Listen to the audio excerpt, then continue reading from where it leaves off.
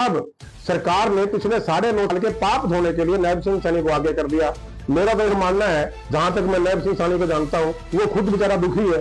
वो इस मुसीबत में है कि 9.5 साल के पाप किए खट्टर ने हैं और पन्ने पड़ गए नैब सिंह सैनी के। देखिए सुभाष भाई, जहां तक कांग्रेस के जीतने का मामला है, मैं सबसे पहले हरियाणा की जनता का, सिरसा की जनता का और इस देश की जनता का धन्यवाद करता हूं, आभार प्रकट करता हूं, जिन्होंने कांग्रेस में विश्वास जताते हुए, कांग्रेस के सहयोगी दलों में विश्वास जताते हुए मतदान किया और इस मुकाम पर लेकर के आए हैं कि आज कांग्रेस सरकार बनाने की स्थिति में है, इंडिया गठबंधन सरकार बनाने की स्थिति में है।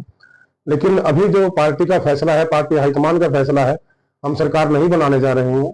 वो वेट एंड वॉच की स्थिति है कि दूसरा जो धड़ा है वो क्या करता है, क्योंकि Bharatiya Janata party single largest party आई है, ये स्वीकार करना पड़ेगा। जहां तक मामला जनता का, हम जनता के लिए बिल्कुल दिल से आभारी हैं कि एक नाकारा सरकार के खिलाफ, हालांकि बात ये भी कह सकते हैं, लोग ये भी कहते हैं कि सर आ तो जो है कि 240 सीटें तो मोदी को मिली है, लेकिन मेरा ये मानना है कि जिस तरीके का भ्रम फैलाया गया, झूठ फैलाया गया, अब की बार 400 बार, मैं पहले तभी आपसे बात हुई है तभी मैंने ये कहा था कि 400 पार कहा है तो 200 के नीचे नीचे रुकेंगे, लेकिन शायद कहीं ना कहीं आकलन में थोड़ा बहुत फर्क रहा है। और मेरा ये मानना भी है कि 20 से 30 सीट तो उन्होंने आज भी हेराफेरी के तरीके से कहीं ना कहीं हासिल की है तो ये 200 के आसपास ही। तो ऐसा कुछ हुआ नहीं है। देश की जनता ने नरेंद्र मोदी की सरकार की नीतियों के खिलाफ मतदान किया है, बेरोजगारी के खिलाफ मतदान किया है, महिला उत्पीड़न के खिलाफ मतदान किया है, किसान के खिलाफ जो नीतियां रही है नरेंद्र मोदी सरकार की, उनके खिलाफ जो है कहीं ना कहीं जनता ने मतदान किया है। और सबसे बड़ा जो जनता का मैं धन्यवाद करता हूं वो इसलिए करता हूं कि ये चुनाव बेशक कांग्रेस के कैंडिडेट लड़ रहे थे, इंडिया के कैंडिडेट लड़ रहे थे, लेकिन की जो लड़ाई है जमीनी स्तर पर जो लड़ रहे थे वो हिंदुस्तान की जनता लड़ रही थी। इसलिए मैं देश की जनता का धन्यवाद करता हूं। और सिरसा लोकसभा से मैं रहा हूं, वहां पर बहन कुमारी शैलजा के लिए हमने काम किया है, चुनाव में रहे हैं वहां पर, तो मैं सिरसा क्षेत्र के लोगों का विशेष तौर पर आभार प्रकट करता हूं कि बहन कुमारी शैलजा को रिकॉर्ड तोड़ मतों से उन्होंने सिरसा के क्षेत्र से चुन करके संसद में भेजा है। निश्चित तौर पर अब हरियाणा की राजनीति में, देश की राजनीति में एक परिवर्तन आएगा, क्योंकि बहन कुमारी शैलजा इस रिकॉर्ड मत से जीतने के बाद बहुत सशक्त होकर के उभरी हैं। और हरियाणा में भी 5 सीटें कांग्रेस जीती हैं, दीपेंद्र हुड्डा जीते हैं, सतपाल महाराज जी जीते हैं, वरुण मुलाना जी जीते हैं, तो 5 सीटें हरियाणा में हम जीते हैं। हालांकि थोड़ा बहुत फर्क से कुछ सीटें हारे हैं, लेकिन एक अच्छा मार्जिन, एक अच्छा मत प्रतिशत कांग्रेस को मिला है। इसके लिए मैं हरियाणा की जनता का, देश की जनता का धन्यवाद करता हूँ। लक्ष्मीकांत जी, चिंता में आप लगातार जुड़े रहे हो, लेकिन कुरुक्षेत्र से जो हार हुई उसका क्या कारण मानते हैं? सुशील गुप्ता की हार हुई। देखिए, निश्चित तौर पर अकेले सुशील गुप्ता की हार नहीं हुई है। सुशील गुप्ता जी सहित 4 कैंडिडेट हमारे कांग्रेस के और हारे हैं। कहीं ना कोई कमी शायद हमारा जो संदेश है, जो जनता तक पहुंचाना चाहिए था, हो सकता है कहीं ना कहीं उसमें कमी रही हो, या कुछ और वजह भी रह सकते हो, पर मैं जानना नहीं चाहूंगा, और जाऊंगा तो भी उसके लिए वक्त नहीं है।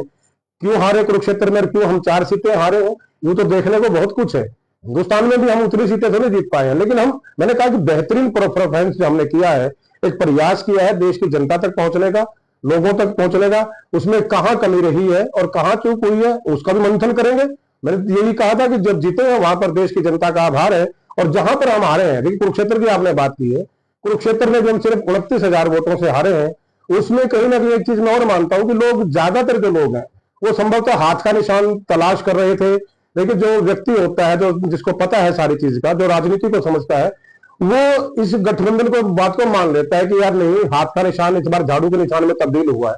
लेकिन कुछ ऐसा ट्रेडिशनल होता है जो देखते निशान को तो संभवतः कहीं ना कहीं उसकी भी कोई ना कोई कमी रही है कि लोगों को निशान नहीं मिल पाया। तो हो सकता है कि 20,000 की जो 23,000 की हार है उसकी वजह से हो, लेकिन मैं इसको भी इतनी बड़ी हार नहीं मानता कि कोई बहुत बड़ा मार्जिन लेकर के हम हारे नहीं है। इसको भी हम कह सकते हैं कि अच्छी परफॉर्मेंस कुरुक्षेत्र में इंडिया गठबंधन ने की है। कांग्रेस पार्टी ने आप पार्टी का दिल से साथ दिया है। कांग्रेस के एक एक कार्यकर्ता ने सुशील गुप्ता का समर्थन लिया, सुशील उनके लिए वोट मांगे हैं और बूथों पर ड्यूटियां दी हैं, बिल्कुल दिल के साथ। गठबंधन का धर्म कांग्रेस के एक एक कार्यकर्ता ने और एक एक नेता ने निभाया है।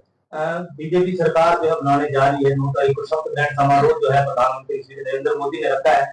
कितने दिन सरकार चलेगी? क्योंकि आप एक वरिष्ठ नेता रहे हो, पुराने राजनीति क्या हो, आपको सारी चीजों का पता है। दर्शक जानना चाहते हैं कि सरकार क्या ये 5 साल निकाल पाएगी बीजेपी की, या आने वाले समय में कुछ और देखने को मिलेगा? देखिए सुभाष भाई, जहां तक सरकार के बनाने का मामला, मैंने तो पहले खुद ही कहा है कि नंबर की गिनती होती है राजनीति में, लोकतंत्र में, नंबर भारतीय जनता पार्टी के पास ज्यादा है, इसमें कोई दो राय नहीं है। अकेले उनके 240 के करीब सांसद हैं और सहयोगी मिलाकर के करीब वो 290 तक पहुंचते हैं। लेकिन सवाल इस बात का कि उस 290 में सहयोगी कौन है? एक तो नीतीश कुमार जी हैं, दूसरे चंद्रबाबू नायडू हैं। आप इनका इतिहास उठा करके देख लीजिए, इनका अतीत उठाइए, आपको पता लग जाएगा कितने टिकाऊ, कितने के कहां ठहरने वाले लोग हैं। दूसरी बात यह है कि अब तक जो 2 प्लान गए हैं 14 का और 19 का नरेंद्र मोदी जी का, वो खुद अकेले अपने दम पर बहुमत पर आए थे। 270-75 से ज्यादा उनके संख्या रही है, इसलिए कोई खतरा सरकार पर नहीं होता था, वो अपने दम पर सरकार चला लेते थे। लेकिन इस बार का जो चुनाव है, मैंने यही कहा कि जनता ने कहीं ना कहीं नरेंद्र मोदी के खिलाफ रेफरेंडम दिया है, अपना जनमत दिया है नरेंद्र मोदी के खिलाफ। और उसका सबसे बड़ा आपको जो उदाहरण है वो बनारस से मिल जाता है कि जो व्यक्ति 500 करीब 5 लाख से शायद 5-5.5 लाख से पिछला चुनाव वो जीते थे, आज वो करीब 1.25 लाख के ऊपर के आके रुके हैं। और वो भी कहते हैं ना कि लक बाई चांस वो रुक गए हैं। उसकी वजह सबसे बड़ी यही रही है कि हिंदू धर्म का ठेकेदार बनने वाला व्यक्ति जब काशी के अंदर ही कितने ही मंदिरों को तोड़वा देता है, रौंद देता है कॉरिडोर के नाम पर, तो कहीं ना कहीं लोगों के मन में आक्रोश आना जो है स्वाभाविक है। दूसरी बात, जहां तक इस बात का मामला कि 240 जो है वो नरेंद्र मोदी साहब के लेकर के आए हैं और बाकी सीटों का उनको जुगाड़ करना है। देसी भाषा में हरियाणा के लोग हैं भाई, यहाँ पर तो साधन भी जुगाड़ से चला लेते हैं, तो जुगाड़ की सरकार बनने वाली है। और मेरे ख्याल में मेरे कहने की जरूरत नहीं, हिंदुस्तान की जनता इस बात को अच्छी तरह समझती है कि जुगाड़ की सरकार कितने दिन चल सकती है और जुगाड़ भी किस आदमी का चलता है। यह भी आप देख लीजिए, जुगाड़ ये होता है एक आदमी सबको साथ लेकर के चलने वाला होता है। मनमोहन सिंह जी रहे हैं, 10 साल सरकार चलाई है, सबको साथ लेकर के सरकार चलाई गई है, उन्होंने सरकार चलाई है, सबको साथ लिया, सबको सम्मान समझा है, सबको इज्जत बख्शी है, सबको कुछ ना कुछ वो देते थे। नरेंद्र मोदी जी पिछले 4 दिन में अगर आपने देखा हो, जो पूरे हिंदुस्तान को गारंटी देते थे, ये मोदी की गारंटी है, ये मोदी की गारंटी है, ये सिंदूर बचाएगी मोदी की गारंटी, मंगलसूत्र बचाएगी मोदी की गारंटी। आज वो नरेंद्र मोदी जो दूसरों को गारंटी देता था, अपने लिए सरकार बचाने की, सरकार चलाने की गारंटी मांग रहा है नीतीश कुमार से, सरकार चलाने की गारंटी मांग रहा है चंद्रबाबू नायडू से, सरकार चलाने की गारंटी मांग रहा है जीतन राम मांझी से, जो कि अकेला सांसद है। तो ऐसे में सुबह देख रहा था कि 41 पार्टियों का गठबंधन है, 41 पार्टियों से नरेंद्र मोदी अब सरकार चलाने की गारंटी मांग रहा है। जो आदमी कल तक दुनिया को गारंटी देता था, आज खुद गारंटी मांग रहा है। तो इसी से आप अंदाजा लगा लीजिए, जब हितों का टकराव होता है, आप नीतीश कुमार जी का देखिए, आज जो उन्होंने डिमांड सुन के आ रही है और जो चंद्रबाबू नायडू साहब की डिमांड आ रही है, और हैरान तो मैं हूं कि एक लोक जनशक्ति पार्टी है चिराग पासवान की, आज वो कह तो रहे कि मैं तो बिना शर्त मोदी जी के साथ हूं, लेकिन अंदर से आवाजें कुछ और निकाल रहे हैं। तो ये तो हिडन एजेंडा है, जिनके कहते हैं ना कि मुंह में राम बगल में छुरी वाला मामला है, कि जो मुंह पे कुछ और है, सामने कुछ और है, पीछे कुछ और है। ये सरकार चलने देंगे क्या? मुझे लगता है कि सरकार का जो कार्यकाल है, मुझे लगता है जवान भी नहीं हो पाएगी, शायद बाल्यावस्था में सरकार चलती बने। तो मुझे लगता है कि जब ये यौवन पर होगी, 2-2.5 साल के अंदर जो है इसका कार्यक्रम मेरे ख्याल से समाप्त हो चुका होगा और देश जो है मध्यावधि चुनाव की तरफ बढ़ेगा निश्चित तौर पर। हरियाणा की जनता से क्या कहेंगे, क्योंकि थोड़े समय बाद जो है विधानसभा के भी चुनाव है, तो देखने वाली बात रहेगी कि हरियाणा में कैसा प्रदर्शन रहेगा आने वाले समय में। देखिए, हरियाणा के अंदर लोग बहुत ज्यादा जागरूक है। हालांकि हमें 5 सीटें मिली हैं, लेकिन जो बाकी सीटें हमारे हैं वो भी बहुत थोड़े थोड़े अंतर से हारे हैं। लेकिन फिर भी ये मेरा मानना है, कहीं ना कहीं संभवतः मैं जनता के प्रयास की बात नहीं करूंगा, हो सकता है कि हमारे प्रयासों में कहीं ना कहीं कमी रही हो, कांग्रेस के कार्यकर्ता के प्रयास में कमी रही हो, कि हम हकीकत या जो असली चीजें, बुनियादी चीजें थी, वो जनता तक ना पहुंचा पाए हो। वो कहीं ना कहीं मैं अपनी कमी स्वीकार करूंगा। जनता तो तैयार थी, जनता ने, लोगों ने मिलकर के वोट दिया। और मैं ये कहता हूँ, बहन कुमारी शैलजा जी इस वर्षा चुनाव लड़ रही थी, वो प्रतिदिन हर रोज हमें भी एक ही बात कहती थी और जनता में भी एक बात कहती थी। हमें तो अक्सर कहती थी कि भाई तुम इस गुमान में मत रहना कि कांग्रेस के कार्यकर्ता चुनाव लड़ रहे हैं, कांग्रेस के नेता चुनाव लड़ रहे हैं। ये जो चुनाव है वो हरियाणा की जनता लड़ रही है।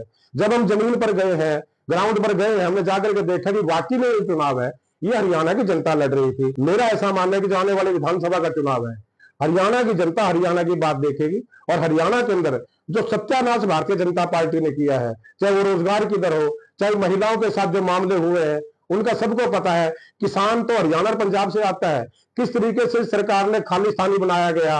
और उसके बाद नरेंद्र मोदी साहब ने जो किया वो अलग मामला है, लेकिन मनोहर लाल खट्टर जैसे आदमी ने, जिसकी कोई बुक्कत मैं नहीं मानता, जो राजनीति के काबिल व्यक्ति नहीं था, उस आदमी ने आकर के हरियाणा के बॉर्डर पर किसानों के साथ क्या व्यवहार किया, पूरी दुनिया ने देखा, पूरे हिंदुस्तान ने देखा है। जिस आदमी को फसल के बारे में ज्ञान नहीं है, वो किसान को कह देता है कि फसल को उठा के घर में रख लो, वो किसान को कह देता है कि धान को उठाकर चावल निकाल लो। तो इस आदमी को इतनी नॉलेज नहीं है कि एक आदमी कैसे धान से चावल निकालेगा भाई, उसको यही पता नहीं है। उसके पास कोई आदमी दरखास्त लेकर के जाता है कि साहब मेरे दरखास्त में कार्रवाई नहीं हो रही है, वो दरखास्त देने वाले व्यक्ति को कह देता है कि मैं तेरे को अंदर ठोक दूंगा। ऐसा व्यक्ति का मुख्यमंत्री बनने के काबिल था। और उसके बाद अब सरकार ने पिछले 9.5 साल के पाप धोने के लिए नायब सिंह सैनी को आगे कर दिया। मेरा तो यह मानना है, जहां तक मैं नायब सिंह सैनी को जानता हूं, वो खुद बेचारा दुखी है। वो इस मुसीबत में है कि 9.5 साल के पाप किए खट्टर में है और पल्ले पड़ गए नायब सिंह सैनी के, भुगतने नायब सिंह सैनी को है। तो मुझे लगता है इस सरकार का जो बंटाधार हो चुका है, और मुझे नहीं लगता कि 4 महीने की बात है, 4 महीने तो भी अक्टूबर तक पड़े हैं। मेरा ऐसा मानना है कि जो हालात बन रहे हैं कमोबेश, 10 तारीख को संभवतः कांग्रेस के विधायक दल की बैठक भी होगी, उसमें भी कुछ चर्चाएं होगी। तो मुझे ऐसा लगता है कि सरकार जो है ये जाने वाली है, पहले वक्त से पहले जाएगी। और हरियाणा की जो जनता है वो बहुत ज्यादा जागरूक हो चुकी है। अभी हम 56 सीटों पर बढ़त बना करके आए हैं, लेकिन मुझे ऐसा लगता है कि कम से कम 80 के आसपास कांग्रेस पार्टी हरियाणा की विधानसभा में जाने वाली है। और जनता से जहां तक अपील की बात है भाई, जनता से सिर्फ एक ही अपील हो सकते हैं कि हम नरेंद्र मोदी से छुटकारा पा गए थे, किनारे पे जाकर के थोड़ा रह गए हैं, चलो कोई बात नहीं, उससे छुटकारा 2 साल बाद मिल जाएगा। लेकिन हरियाणा की जनता को भारतीय जनता पार्टी के जुल्म के शासन से छुटकारा पाने का जो काम है वो इसी चुनाव में करना है, ताकि ये जो शक्तियां हैं जो रोजगार के खिलाफ हैं, जो देश के नौजवान को पलायन करने पर मजबूर कर रही हैं, जो महिलाओं के उत्पीड़न में जो लोग शामिल हैं उनका संरक्षण करती हैं, जो किसान के साथ अन्याय करती हैं, छोटा व्यापारी, दुकानदार, कर्मचारी, कौन सा ऐसा तबका है कि जहां पर हरियाणा सरकार ने लठ न चलाए हो। सरपंचों पर लठ चलाए गए, चुने हुए प्रतिनिधि जो जनता के। एक तरफ जनता को सरपंचों कहते हैं कि जो पंचायती राज की धुरी है, उस पंचायती राज की धुरी पर लठ चलाए गए। आंगनबाड़ी की जो आशा वर्कर है वो इस देश में शायद सबसे छोटा कर्मचारी होगा, उन्होंने अपनी मांग रखी, उनके ऊपर लाठियां चली हैं, मुख्यमंत्री निवास पर चली हैं, विधायकों के निवास पर चली हैं। तो इस तरीके से किसानों के ऊपर लाठियां चली है। कितने कांड है, पिपली तो कुरुक्षेत्र में आता है, सबसे पहले जो लाठियां चली थी किसानों पर पिपली के अंदर चली थी। हिसार के अंदर दुष्यंत चौटाला की मौजूदगी में लाठियां चली है। आज दुष्यंत चौटाला बेशक इनसे अलग हो गया हो, लेकिन है तो बुआ फुप्पी के सारे लोग ही है भाई। तो इस तरीके से जो कुकर्म भारतीय जनता पार्टी की सरकार ने हरियाणा में की है, निश्चित तौर पर हरियाणा की जनता उनको याद रखेगी। और बिल्कुल गारंटी के साथ कहता हूं कि इनका भारतीय जनता पार्टी का सुपड़ा साफ देश से होते होते बचा है, हो जाएगा अभी 2 साल के बाद। कहते हैं ना कि पाप का घड़ा भरने में समय लगता है और फूटने में थोड़ा और ज्यादा वक्त लग जाता है। पाप का घड़ा भर चुका है, उसमें छेद हो चुका है। मोदी साहब के पाप जो रिस रहे हैं, और 2 साल के बाद ये चुनाव होगा, पुनः केंद्र में कांग्रेस की सरकार होगी, लेकिन हरियाणा की जनता इस पाप के घड़े को अभी फोड़ देगी 2 महीने के बाद।